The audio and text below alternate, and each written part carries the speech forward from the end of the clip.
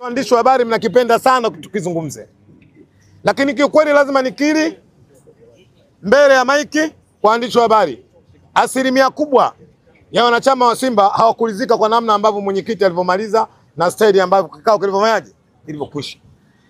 Mimi naamini mmoja katika wanachama ambao wanajitolea sana kuitetea management ya Simba ni mimi, na hiyo ndio kazi yangu. Nitaisimamia management, nitaenda kuwasimamia players ili kuhakikisha kwamba kila jambo la Simba linakwenda sawa sawa. Lakini kwa jana lazima niseme sikulizishwa kwa namna ambavyo mkutano ulivyofanyaje ulivyoendeshwa. Naamini kwamba vidonda vilikuwa vimeshaanza kupona, makovu yalikuwa yameshaanza kuweka alama. Kwa bahati mbaya jana sasa vile vidonda vimeenda kuchubuliwa tena, baada ya makovu vimerudia tena. Kwa nini? Kwa kidonda. Niliamini kwamba mkutano wa jana unakwenda kujenga taswira kuwarudisha Simba wakisimama katika slogan ya nguvu moja. Naamini kikao cha jana baada ya kwisha, siamini kwamba staili ya nguvu moja bado ipo kwenye klabu ya Simba. Unadhani nini ambacho kilipelekea sababu mkutano wa mwisho ni kama mlikuwa mnalalamika, na jana wanachama wengi walalamika sana? Moja, nini kilipelekea mwenyekiti? Nimesema Mavara, story ya jana namna ambavyo kikao kile kilivyokwenda kuahirishwa, hiyo ndio story. Wana Simba tuna mila zetu na taratibu zetu pinde ndapo tunapokutana kwenye mikutano ya kikatiba. Tuna namna ya kufungua na tuna namna ya kufunga. Jana tunapozungumzia mkutano wa kikatiba, tulikuwa tunakwenda kufanya amendment katika baadhi ya vifungu katika katiba yetu.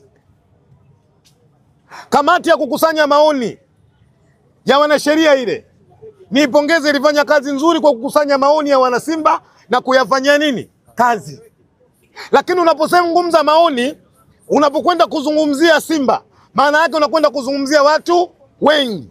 Siamini kwamba kamati ilipita kwa kila mwana Simba mmoja kwenda kutoa maoni yake. Maana yake kamati ilichukua maoni baadhi ya wana nini? Ya wana Simba.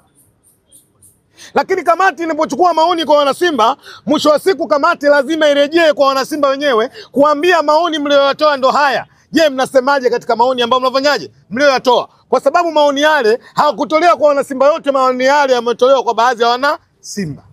Nisikilizeni vizuri akina Mavara, msibadilishe maneno. Maana yake kuna mwandishi mmoja anaitwa Johnson, yupo hapa? Jones wa M15 anapenda kwenda kubadilisha maneno ambayo mimi ninayozungumza. Nisikilizeni vizuri. Kamati inapokwenda kukusanya maoni ya wana Simba, kwa mujibu ya katiba ya Simba, chombo cha mwisho cha kutoa amri, cha kutoa maamuzi ni Simba Sports pinde ndipo wanafanyaje wanapokutana. Mimi nafunga tena, sitaki tena maswali hapa. Nafunga. Nini kirekebisho? Yaani hapa mimi nikifunga siamini kama mtakuwa na uwezo wa kuuliza maswali Mavara. Na wewe ukifunga kwa staili ya Mangungu, unataka kufunga kwa staili ya Mangungu. Kwa hiyo baada ya kamati kukusanya maoni na kukutana kwenye mkutano mkuu wa Simba Sports, baada ya kusomewa yale maoni ambayo yalitolewa na baadhi ya wanachama, mkutano mkuu ndio unatakiwa kwenda kufanya maamuzi katika kile ambacho kilifanyaje kilichotolewa. Wana Simba wengi tulichoamini na kitu ambacho tulichokuwa tunakisubiri ni kuja sasa baada ya kusomewa kuja kuulizwa katika hivi vipengele ambavyo vinakwenda kufanywa amendment kwenye katiba. Meridhia? Mavara, kuna kikao chengine huko? Sijui, nasikia kwa mbalimbali huko kidogo. Mbona nasikia kama kuna vikao vingine huko? wanajadili hao. Kwa hiyo ndicho ambacho wana Simba wanacholalamika. Lakini kuna hoja zimekuja za kusema kile ambacho tulichokwenda kukifanya ni amri kutoka kwa BMT. BMT ni moja ya taasisi ambayo iko ndani ya nini? Ya serikali. Naibu waziri wa michezo amezungumza, ndio serikali. Amesema serikali haiingilii maamuzi ya wanachama wa Simba. Amesema. Kwa hiyo sisi maamuzi yetu tutatoa muda gani? Tutatoa muda ambapo ule kamati sasa inapokuja kuuliza kupitia mwenyekiti kwenye mkutano, mstari huu ulikuwa unasema hivi, mstari huu leo tumeubadilisha unasema hivi. Wanachama mko tayari? Aidha tunasema ndio au hapa. Mikoi, Mheshimiwa mwenyekiti kujionea vijana wa mjini jana akakabia juu. Amekuwa kinasoa. Kakabia juu kwa juu. Lazima tuseme. Kuna muda tuzungumze ili kwa kujenga. Na mwanadamu mwenye akili timamu ni yule ambaye mwenye sifa hii. Hawezi kuibadilisha chumvi kuwa sukari. Chumvi atasema chumvi na sukari atasema sukari. Kisigu nini? Mimi binafsi waandishi nyinyi mashahidi, nimekuwa mstari wa mbele kusimamia nini? Uongozi. Lakini dhamira yangu katika kile ambacho nilikuwa nakisimamia, mimi kwa upande wangu nakiona kilikuwa kiko sahihi, lakini kwa upande wangu kilichofanyika jana sio sahihi. Lazima niseme mwenyekiti wangu katika jana ameteleza. Lazima. Na lazima niseme nilitegemea kikao cha jana kwenda kupunguza maadui zaidi. Kama walikuwa 10%, mwenyekiti alitakiwa afanye wabikia 2%, lakini kibaya zaidi jana amekwenda kutengeneza 60% ya maadui kwenye klabu. Huo ndio kweli. Kwa hiyo waandishi lazima niseme. Lakini pia niwaombe wana Simba. Katika vipindi vigumu, moja kilichohitajika busara sana ituongoze.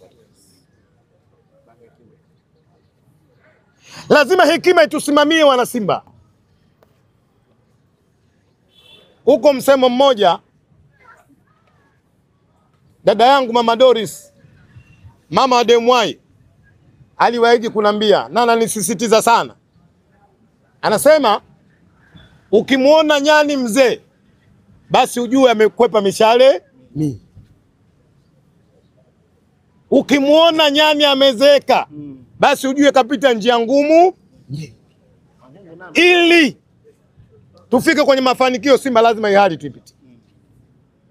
Na siku zote mimi muumini wa dini ya Kiislamu, kuna sehemu moja Mungu aliposema makana Muhammadun aba ahadin, sikilize wewe, anasema nimewaletea mtume ili awe kigezo chema kwenu, ndivyo? Akawe kigezo chema kwenu. Sisi mtume wetu katika imani ya Kiislamu alipita kwenye njia ngumu. Ilifika mahala mpaka Mungu alimuondoa kwao alikozaliwa na mama yake na baba yake Maka. Mungu akamwambia nenda Madina. Unasemaje sasa? Kama mnapitia nyakati ngumu sana. Biblia ukisoma, Yesu Kristo alipita pia kwenye njia ngumu. Kwa imani ya Kikristo alikamatwa, akatungikwa msalabani. Lakini njia ngumu zote hawa viongozi wa dini niliozungumza walikwenda wakafanikiwa. Mimi naamini, naambia wana Simba tunapita kwenye njia ngumu, lakini mwisho wa siku tunakwenda kufanikiwa. Bwana Mikoi, baada ya hilo bwana, jioni usiku saa 1 ikawa hali nzuri ya mkutano tumemaliza. Nimesema mimi napiga loki nyinyi mwezi kuchomoka angishi. Wewe tulia wewe.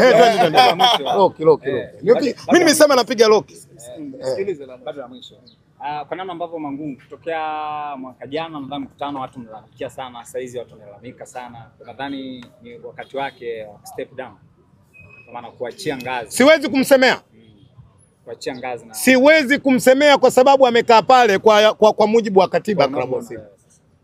Mavara. Siwezi kumsemea kwa sababu amekaa pale kwa mujibu wa katiba ya klabu ya Simba. Hamna mamlaka. Leo ni mwezi wa ngapi? Tumebakiza miezi 6 kwenda kwenye mkutano mkuu wa uchaguzi wa Simba Sports. Wanachama wa Simba watakwenda kuamua. Akigombea tena wewe utamchagua. Siwezi kumpangia, ana haki yake ya msingi. Kila mwanachama wa Simba ana haki ya kugombea na ana haki ya kuchaguliwa. Yeye ndo mwenye maamuzi yake ya kuona ana haki ya kuendelea kugombea ili achaguliwe au ana haki ya kwenda kuchagua tu kama sio mgombea. Hiyo ni haki yake, siwezi kumsemea. Hilo waandishi mtafuteni hilo jibu, mnafikiri mwenyewe mwenyekiti ana uwezo wa kulijibu zaidi. Pengine akiingia kwenye vinganyanyiro, pengine labda unaweza kumpa nafasi. Part tense, nyakati hizo ndo nitaweza kujibu hilo swali, si sasa. Ni kama uso wako unamkataa vile. Wakati ukifika nitaongea na nitajua wapi kula yangu inakwenda. Wakati wa kampeni Simba hujafanyaje? Haujafika. Basi sawa. Mikoi, turudi huko bwana, saa 1 kamili za usiku hapo jana pale. Jezi imekuwa nzito leo Kisigu. Siko poa. Jezi haiwezi kuvaliwa kila siku, lakini kwa mujibu wa taratibu unaweza kuvaa pale ambapo unapoona kwamba panastahili kuvaa jezi. Alafu jezi ni mali yangu, navaa vile ambavyo mimi ninavyojisikia.